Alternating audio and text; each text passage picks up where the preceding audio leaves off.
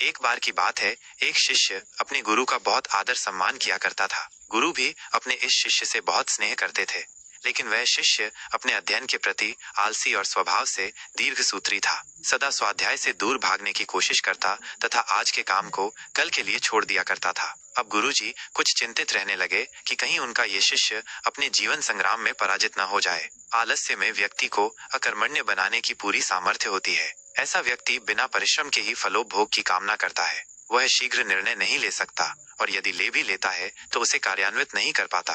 यहाँ तक कि वो अपने पर्यावरण के प्रति भी सजग नहीं रहता है और न भाग्य द्वारा प्रदत्त सुअवसरों का लाभ उठाने की कला में ही प्रवीण हो पाता है। उन्होंने मन ही मन अपने शिष्य के कल्याण के लिए एक योजना बनाई। एक दिन एक काले पत्थर का एक टुकड़ा उसके हाथ में देते हुए गुरुजी ने कहा, मैं तुम्हें ये जादुई पत्थर का टुकड़ा 2 दिन के लिए देकर कहीं दूसरे गांव जा रहा हूँ। जिस भी लोहे की वस्तु को तुम इससे स्पर्श करोगे वह स्वर्ण में परिवर्तित हो जाएगी, पर याद रहे कि दूसरे दिन सूर्यास्त के पश्चात मैं इसे तुमसे वापस ले लूंगा। शिष्य इस सुअवसर को पाकर बहुत प्रसन्न हुआ, लेकिन आलसी होने के कारण उसने अपना पहला दिन ये कल्पना करते करते बिता दिया कि जब उसके पास बहुत सारा स्वर्ण होगा तब वह कितना प्रसन्न, सुखी, समृद्ध और संतुष्ट रहेगा। इतने नौकर चाकर होंगे कि उसे पानी पीने के लिए भी नहीं उठाना पड़ेगा।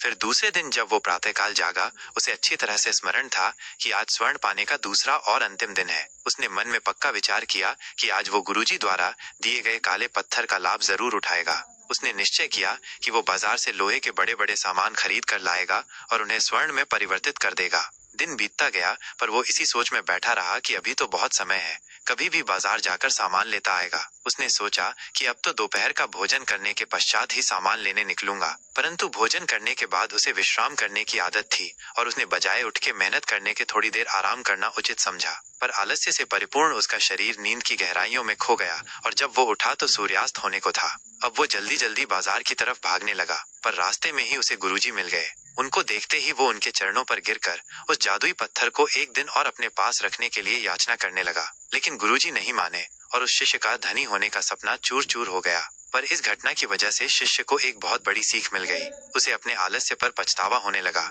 वो समझ गया कि आलस्य उसके जीवन के लिए अभिशाप है और उसने प्रण किया कि अब वो कभी भी काम से जी नहीं चुराएगा और एक कर्मठ, सजग और सक्रिय व्यक्ति बनकर दिखाएगा। कहानी की शिक्षा।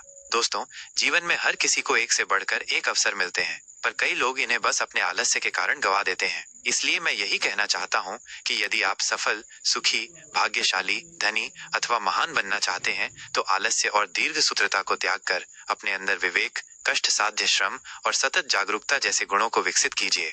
और जब कभी आपके मन में किसी आवश्यक काम को टालने का विचार आए तो स्वयं से एक प्रश्न कीजिए, आज ही क्यों नहीं।